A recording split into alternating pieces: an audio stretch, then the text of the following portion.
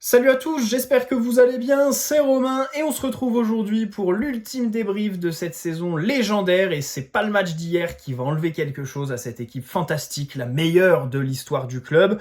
Le repos est plus que mérité et c'est la première, voire la seule des satisfactions à tirer de ce match évidemment. Enfin, les vacances. Ça a pris tellement de poids dans les débats ces dernières semaines qu'on ressent, même nous, un soulagement pour les joueurs. 3 semaines pour décompresser, se changer les idées. Et ensuite, 4 août, reprise, la batterie de test et tout ça, où t'as les indésirables sur les posts Insta du club. Et le 13, bien sûr, match à ne pas perdre, évidemment, la Supercoupe contre Tottenham. Eux auront eu une vraie préparation par rapport à nous et après on pourra faire tourner tranquille sur le début de saison en Ligue 1. Bref, d'ici là, c'est aussi le Luis Campos time puisqu'il va rentrer à Paris, il sera sur le même fuseau horaire que ses interlocuteurs sur le marché, à commencer par Bournemouth pour Zabarni, d'autres dossiers, la prolongation de Donnarumma, les potentielles demandes de départ d'un certain Lucas Beraldo, bon au poste de central gauche. Je préfère qu'on se sépare de Kimpembe et Lucas Hernandez, pour commencer. Après, on pourra discuter de Beraldo qui a complètement loupé son match hier, bien sûr, on y reviendra. Bon, j'essaye de l'éviter, ce match, parce que j'ai aucune envie d'en parler, tant ce fut difficile à regarder. C'est un vrai retour à la réalité. Mais on est bien réunis aujourd'hui pour décortiquer un peu ce qui s'est passé hier, essayer de placer le curseur au bon endroit entre...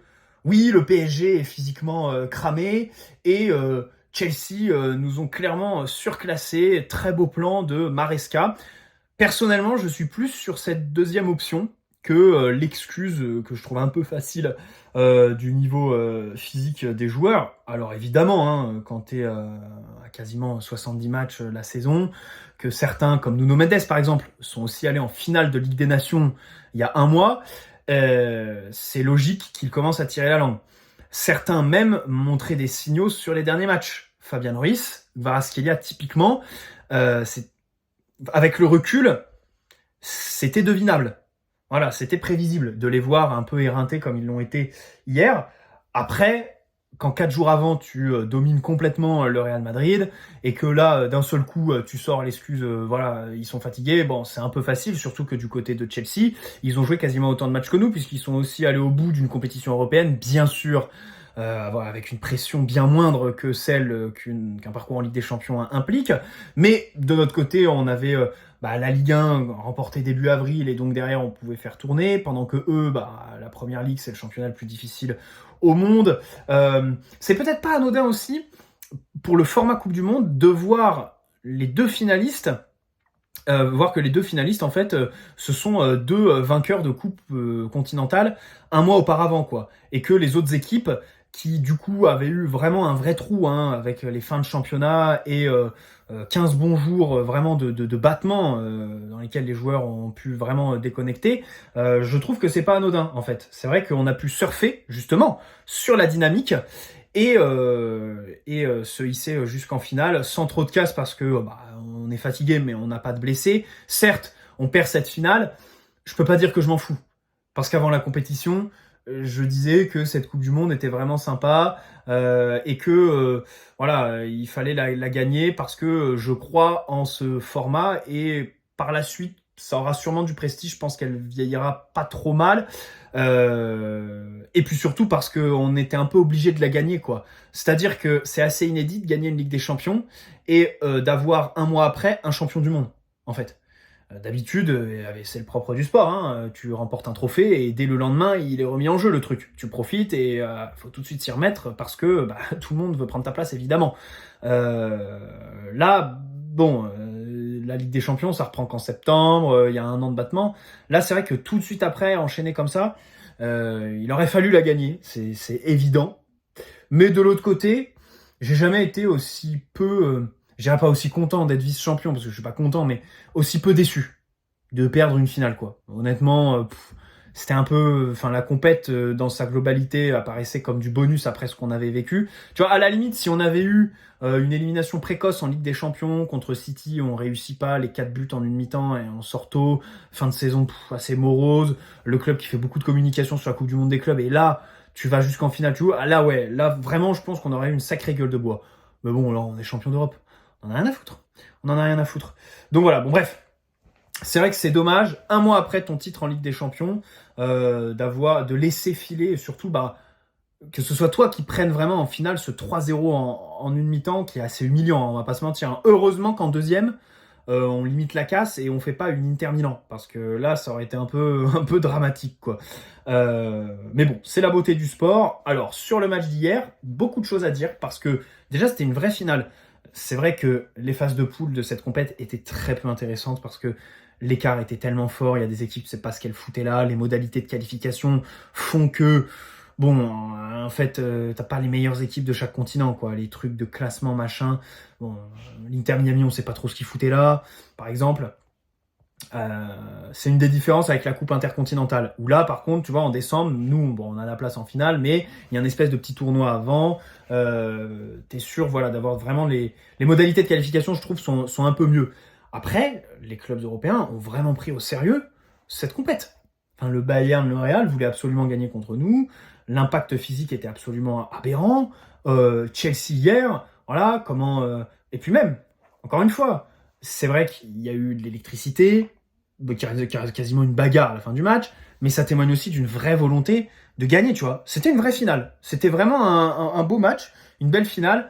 Alors pour les observateurs, hein, pas pour nous, parce qu'elle débute très très mal avec ses 10 premières minutes où on prend vraiment tempête. Chelsea, Maresca, très très ambitieux, et ça marche. Qui décide voilà, de venir nous presser, nous gêner à la relance, annuler Vitinha, avec la montée aussi de leurs défenseurs centraux au milieu pour ajouter du surnombre et suivre Dembélé. Le nombre d'appels à vide, bon, Chelsea ont fait ce que le PSG fait d'habitude, quoi. On s'est rendu compte, en fait, de ce qu'on inflige à nos adversaires depuis 6 mois, tout simplement, avec Malo Gusto qui donnait le tournis à Nuno Mendes et Beraldo. Ce match est intéressant parce que, au-delà de l'absence de Pacho qui se fait ressentir, c'est surtout ce côté gauche, la complémentarité avec son latéral qui était vraiment une clé en fait de cette équipe. Et là, on s'est rendu compte qu'il y a très peu de repères et que on est beaucoup plus vulnérable en fait. Dès qu'il y a quelqu'un qui saute, c'est bien parce que ce match, voilà, au-delà de l'humilité, machin, le rappel à l'ordre, il montre aussi aux dirigeants ce qu'il faut changer cet été. Pas penser que le mercato c'est l'histoire d'une ou deux recrues. Il faut vraiment challenger tout le monde, continuer à mettre vraiment de la concurrence dans cette équipe. Quand je vois le match de Kvaratskhelia, franchement, il est insupportable. Et je me dis, un petit Rodrigo, voilà, si Nasser a mal dormi cette nuit, si Nasser était un peu énervé, il peut se présenter devant l'Indien brésilien et lui faire un chèque en blanc, vraiment. Au milieu de terrain, voilà, aussi essayer de mettre un petit peu combler les postes, bien sûr, hein, trouver des mecs qui vont assurer la rotation, mais cette idée de jouer avec 12-13 joueurs, bon, c'est quand même, ça atteint un peu ses limites. Et puis surtout, la saison prochaine, il y a la Coupe du Monde, donc je pense que les mecs seront un peu moins impliqués, notamment sur la deuxième partie de saison avec le club, hein, donc ils commenceront à penser à la sélection, il va falloir les booster. Tu as Hakimi qui va aller à la CAN, donc là, il y a vraiment recrutement obligatoire au poste de latéral droit. Bon, bref. En plus d'avoir des dossiers qui pourraient se greffer. Donnarumma, voilà, l'histoire de la prolongation, là, ça dure quand même. Je sais bien que souvent, les prolongations, c'est assez long. Ça discute pendant longtemps parce que, voilà, au niveau du salaire, on gratte n'importe quel bonus. Mais quand même. Et ce serait un sacré dossier quand même que de te séparer de ton gardien qui t'a sauvé. Je pense que sans lui, tu fais pas ce que tu fais cette saison, quoi. Dans les matchs, séance de pénaux contre Liverpool, on est quand même sur un truc assez légendaire, quoi. Donc voilà, bon. Donc on est mangé complètement dans l'intensité. Après, je l'ai dit plus tôt, perso, je suis pas de ceux qui vont sortir l'excuse, oui, ils étaient fatigués, machin. Non, Chelsea ont eu un très bon plan. Ils ont un milieu aussi qui est très physique. Alors, on a battu des équipes qui en avaient beaucoup plus physiques, des milieux, Arsenal et tout ça. Voilà. D'ailleurs, à ce moment, Arsenal, qui venait un peu, c'est vrai qu'ils étaient un peu moins dans la lutte pour le titre avec Liverpool, mais ils avaient aussi pas mal de blessés. Voilà, donc des joueurs un peu fatigués qui enchaînaient, Mikel Merino par exemple. Ça, on le disait pas dans l'analyse à ce moment-là. Donc bon, aujourd'hui, si on veut être un peu juste et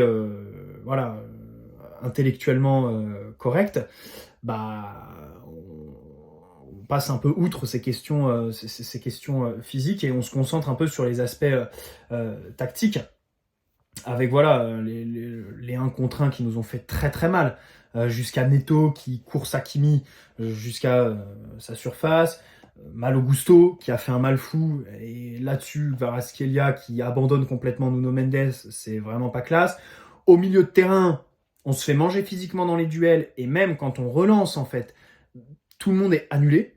On trouve personne, il n'y a jamais de relais dans l'axe pour les Hakimi et tout ça. Très peu de prise d'initiative aussi, parce que quand tu es dans le mal, il faut aussi des joueurs qui vont faire des différences individuelles et te créer des situations où tu es en supériorité numérique, machin, des situations favorables.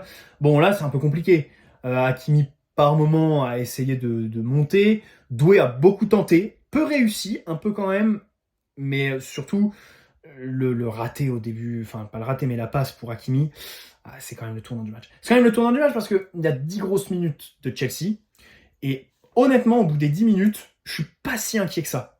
Dans le sens où on se fait vraiment torpiller, mais je me dis, New York, 15h, les mecs vont pas faire ça tout le match, quoi. On va les avoir à l'usure. Et ça s'inverse un peu. 11e minute, première séquence de possession. On a la grosse occasion de Désiré Doué sur un centre vraiment fantastique de Ruiz, bien lancé par Nuno au préalable. Et là, il loupe. Là, tu vois, c'est là où je commence à douter. Je me dis, punaise, une finale, tu ne peux pas louper ça. Contre l'Inter, on l'a pas loupé, en fait. Contre l'Inter, c'est simple. À ce moment-là, on ouvre le score. Doué, il marque. Et là, on rate. La deuxième, quand Dembélé la donne à Doué, il fait un peu, comme son but face au Bayern. Alors, c'est trop facile de dire ça, mais j'ai quand même l'impression qu'à chaque fois qu'il déborde depuis le côté droit vers l'axe, il fait toujours ça. À savoir, croiser comme ça. Ça a marché contre le Bayern, donc c'est trop facile de dire qu'il faut qu'il change, mais peut-être qu'il alterne un peu plus, quoi, avec enroulé côté opposé. Mais bon, c'est pas grave, c'est comme ça. Et puis derrière, t'es cueilli à froid par Cole Palmer 2 fois, 21e, 30e, juste après la pause fraîcheur. La pause fraîcheur, elle tombe à pic, je me dis super, et là, bam, douche froide. Fin de mi-temps, Chelsea, ils sont un peu fatigués, bam, Joao Pedro. Et à chaque fois, avec des erreurs, des boulevards. Alors déjà, toujours sur notre côté gauche, avec un Nuno Mendes qui fait une mi-temps atroce. Le pauvre Beraldo qui a... Son match, en fait, c'est difficile à juger parce qu'on prend à la fois 3 buts en première mi-temps. C'est le premier où il repousse Malo Gusto, et puis derrière, ça revient malencontreusement sur Cole Palmer. Pareil, les frappes sont vraiment bien exécutées, quoi. Les deux de Palmer, c'est magnifiquement placé. Celle de Joao Pedro, c'est un face-à-face où on peut pas trop en vouloir à Donnarumma, quoi, sur les 3 buts. C'est ça que je veux dire. Mais bon, c'est quand même très compliqué que personne vienne aider, quoi. Que Vitinha soit complètement annulé, que Dembélé te fasse cette perte de balle débile sur le deuxième ou le troisième, que Marquinhos ne fasse pas d'erreur flagrante. C'est vrai, c'est un match un peu lambda de Marquinhos, il n'y a rien à lui reprocher globalement, mais tu vois, mais qu'il n'ait pas ce petit supplément et qu'il vienne pas aider ses partenaires sur le côté machin, qu'il fasse pas des sauvetages de fou. Bon, à partir de là, tu te dis, on n'est pas sur un mood final. Et tu reviens des vestiaires, c'est vrai que t'as du jus. T'as du jus, tu réussis avec un Vitinha qui touche plus le ballon, qui fait des renversements, Doué qui déborde super bien avec la frappe de Dembouz. Ça aussi pareil, deuxième tournant du match. La frappe de Dembouz repoussée magnifiquement par Sanchez qui a d'énormes qualités au pied. Pareil, techniquement, tu t'es fait manger à la relance. Les mecs, ils arrivaient à allonger, c'était incroyable. Et donc cette grosse occasion de Dembélé. Après, tu es dangereux quand il rentre loin. Si t'as un petit débordement de Kvara, sa seule action réussie du match, où il repique un peu dans l'axe et il pousse Sanchez à vraiment faire un bel arrêt. La frappe de Vitinha et la fin de match, t'as des corners que tu tiens n'importe comment. T'as 2 arrêts par contre de Donnarumma. J'ai perdu le nom du deuxième attaquant de Chelsea qui a fait mal aussi. Son entrée par contre, elle a vraiment fait mal à Beraldo particulièrement. Donnarumma qui t'évite justement le 4-0 qui aurait été un peu humiliant. Bon, au final, il y a 3-0 sur la première mi-temps, 0-0 sur la deuxième, avec une petite domination pour nous. On a réussi quand même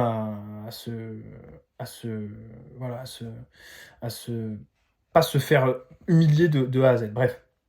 Et puis bon, Chelsea, ils ont le côté clinique, hein, comme on l'a dit, ils t'en mettent 3 avec 2 XG, et enfin 2 XG sur le match, mais sinon à la mi-temps, ils t'en mettent 3 avec 1,5 XG, donc ça c'est une vraie perf. Pendant que toi, bah, tu vendanges, tu loupes le peu d'occasions que tu as. La tête de Neves aussi sur un centre d'Hakimi en première mi-temps. Beaucoup de frustration. Voilà. Bon, Donnarumma, il est bon, mais un peu tard, en fait. Hein. Il fait les arrêts pour t'éviter le 4-0, mais pas pour t'éviter le 1-0. Après, c'est un peu dur de l'incriminer sur les 3 buts, honnêtement. Parce qu'il y a tellement une succession d'erreurs avant. Et les joueurs de Chelsea jouent tellement bien de coups dans le dernier geste que c'est un peu difficile de lui en vouloir. Après, au pied, pas grand-chose. Pas grand-chose à dire qu'un match, voilà. Bon, il y a ouais, rien à dire pour Donnarumma. Hakimi. Hakimi, dès le début, il paraît assez nerveux. Hein. Voilà, dès le premier but, là, il s'énerve, on sait pas sur qui d'ailleurs. Mais c'est vrai que lui, pour le coup, je pense qu'il était vraiment fatigué mentalement parce que physiquement, il a tenté d'apporter. Offensivement, il a été là. Alors après, c'est vrai que parfois, petit manque de justesse et tout ça. Mais il réussit à déborder, faire des courses. À la relance, c'est sur lui qu'on va. C'est vers lui qu'on réussit un peu des sorties de balles propres par moment. Donc ça, c'est vrai que quand on repense la première partie de la saison 2023-2024, on se dit qu'on revient de loin parce que à ce moment-là, il était clairement la cible des adversaires et là, il est quand même beaucoup plus à l'aise. Mais sinon, bon, sur son match, après, il était aussi sur le côté où tu pouvais attaquer plus que défendre, hein, parce qu'il était clairement pas ciblé. Chelsea attaquait clairement Nuno Mendes et donc lui était plutôt tranquille. Zaïre Emery l'a remplacé dans ce rôle donc assez spécifique de latéral droit et il y a quelques courses assez intéressantes, sans plus, mais il réussit à faire un peu progresser le ballon, faut le noter. Marquinhos, c'est comme Hakimi, il n'est pas sur le côté faible, il n'est pas sur le côté qui se fait martyriser. Il fait pas d'erreur flagrante, mais tu vois, c'est un peu un match sans plus où il va un peu fuir le duel, il va être mi figue mi raisin, et au final, bon, voilà, ça sort pas du lot quoi. C'est pas trop le match d'un capitaine quoi. Beraldo. Alors, Beraldo, il s'est fait bousiller depuis hier, mais c'est assez logique vu sa deuxième mi-temps. Après, il faut noter qu'il débute bien le match. Hein. Contre Joao Pedro, il est plutôt à l'aise. Il réussit à le gêner. Dans la surface, il fait quelques interventions. Après, voilà, les buts viennent de son côté, même s'il y en a un, il est un peu malheureux. Et puis en deuxième, par contre, là, c'est quand même très très compliqué. Au duel, il se fait manger, prise de profondeur. Même avec ballon, à un moment, il y a une action. Mais c'est plus en première, je crois. Face au pressing, il la met directement en touche. C'est quand même un sacré aveu de faiblesse pour Beraldo, quoi. Pour le Brésilien qu'il est, et pour le pied aussi qu'il a, tout simplement. Donc oui, c'est vrai que c'est un match clairement à oublier, qui nous a un peu ramené à la réalité de ce joueur. Et juste après, alors pas trop compris cette info de Loïc Tanzi, qui se réveille comme ça, juste après une finale. T'as quand même tout l'été pour sortir ton info. Mais il nous dit que Beraldo veut partir parce qu'il veut être titulaire dans les grands matchs. Ça a été depuis démenti par Foot Mercato. Alors, personnellement, je préfère croire Lolo Panzani plutôt que Foot Mercato, même si, in fine, je pense pas qu'il partira dans le sens où il y a quand même Kimpembe et Lucas Hernandez à faire partir avant lui, quoi. Je suis désolé, mais j'ai quand même un peu plus de perspective avec Beraldo que les deux papis, quoi. Puis surtout, les deux autres, avec le fair play financier actuel indexé sur les salaires, évidemment, c'est eux à faire partir en premier, quoi. Parce que lui, il prend quasiment rien, Beraldo. Après, c'est lui qui a une valeur marchande. Et le PSG en demanderait 30 millions. C'est vrai que si on a une offre de 30 millions, là oui, il faut absolument faire partir. Et du coup, ça impliquerait un autre recrutement que Zabarni. Hein, parce que c'est vrai que là-dessus, en défense centrale, bon, Pacho ne va pas te faire non plus toutes les saisons comme ça en loupant aucun match, quoi. Donc voilà. Nuno Mendes. Nuno Mendes, c'est vraiment un des pires. Nuno Mendes, les premiers ballons, les contrôles trop longs, les conduites un peu hasardeuses, là, tout de suite, ça a annoncé la couleur. Impliqué sur les buts, complètement dépassé, le placement dans les duels tout mou. Là, c'est le retour du très mauvais Nuno. Et du coup, quand il est pas bon en première mi-temps, on se dit qu'en deuxième, il va être meilleur. Et en général, il conclut ses mauvais matchs par des buts. Hein, c'est vrai que c'était un peu ça cette saison. Nuno était pas bon, puis il marquait, on sait pas d'où. Il s'est montré un peu plus offensivement en seconde, parce que Fabien Ruiz s'était replacé et c'était lui qui le couvrait. Mais sans être vraiment efficace et parfois sans mêler les pinceaux en fin de match. Vitinha, complètement annulé par Chelsea en première mi-temps. C'est vraiment très très difficile pour lui. C'est un match qui m'a rappelé un peu celui contre Aston Villa, hein, où on avait vraiment été en difficulté et notre milieu effacé. En deuxième, il reprend du poil de la bête, Vitinha, et encore, parce qu'il y a énormément de déchets.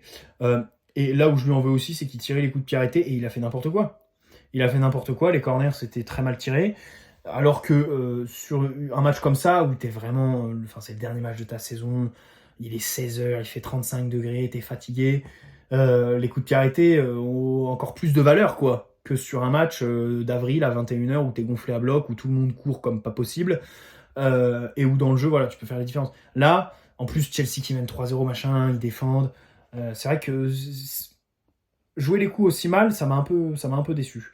Joao Neves, bon, lui, il est dominé sur tout le match. Alors, c'est très marrant, hein, le tirage de cheveux sur Cucurella, surtout que faut aussi noter que Chelsea est une équipe détestable. Chelsea est une équipe, en fait, à la fois très jeune, et on est obligé d'admettre que peut-être la Merloc a trouvé la formule, enfin, la formule, je sais pas si on peut appeler ça une formule, recruter 100 joueurs et en avoir 11 un peu potables dans le lot, c'est un peu facile, quoi. J'aimerais bien être riche pour faire ça. Mais faut dire qu'il y a une certaine cohérence. Et que Maresca est un bon entraîneur. Et que peut-être, voilà, on a vu hier une équipe qu'on pourrait réaffronter l'année prochaine en Ligue des Champions. Ce qui nous ramènerait au tout début de l'ère QSI avec une espèce de rivalité accentuée par voilà, cette électricité, parce que de l'autre côté, ils sont détestables. Hein. Voilà, les mecs font que des fautes. Pour que Luis Enrique s'énerve à la fin du match, honnêtement, les agissements de Luis Enrique sont tout à fait condamnables. Je sais pas trop ce qu'il va prendre, parce que c'est une compétition FIFA, donc est-ce qu'ils le suspendent pour les trucs, pour la Coupe intercontinentale en décembre? Est-ce qu'ils font comme avec Luis Suarez en 2014 quand il avait mordu Chiellini et ils le suspendent pour toutes les compètes parce que c'est l'instance internationale, la FIFA. Ils peuvent suspendre pour la Ligue des Champions, le championnat. Ils peuvent même t'interdire de t'entraîner. Je crois que c'était ça aussi pour Luis Hernandez. Il venait de signer au Barça et il pouvait même pas s'entraîner, si je dis pas de conneries. Donc voilà, on sait pas trop à quelle sauce il va être mangé. Mais de l'autre côté, quand il dit que c'est Joao Pedro qui cherchait un peu, je veux bien le croire, quoi, à un moment donné. Et puis c'est un peu véridique, quoi. C'est vrai que là-dessus, les équipes ont un peu perdu leur nerf avec un arbitre aussi un peu bizarre. J'ai pas trop compris qu'il fout un espèce d'inconnu au sifflet d'une finale. Moi, je m'attendais à ce qu'on retrouve notre bon vieux Kovacs, là, tu sais, notre arbitre porte-bonheur un peu. Non, c'était l'inconnu au bataillon. Et puis c'est vrai qu'il y a quand même pas mal de fautes en fin de match du côté de Chelsea qui méritent des jaunes, hein, qui méritent des expulsions, des seconds jaunes aussi. Mais bon, c'est comme ça, c'est Neves qui est sorti. Lui, pareil, on sait pas trop s'il va être suspendu pour la Super Coupe, pour la Coupe intercontinentale, là, avec son tirage de cheveux. Bon, c'est drôle, mais c'est un peu bête, quoi. C'est un peu bête. Mais voilà. Pour le reste du match, c'est vrai qu'il est mangé, dominé dans les duels. Défensivement, il peine à exister. Et il ne comble pas par un apport technique ou offensif, par exemple. Il y a juste sa petite tête sur un centre de Hakimi. Mais sinon, compliqué.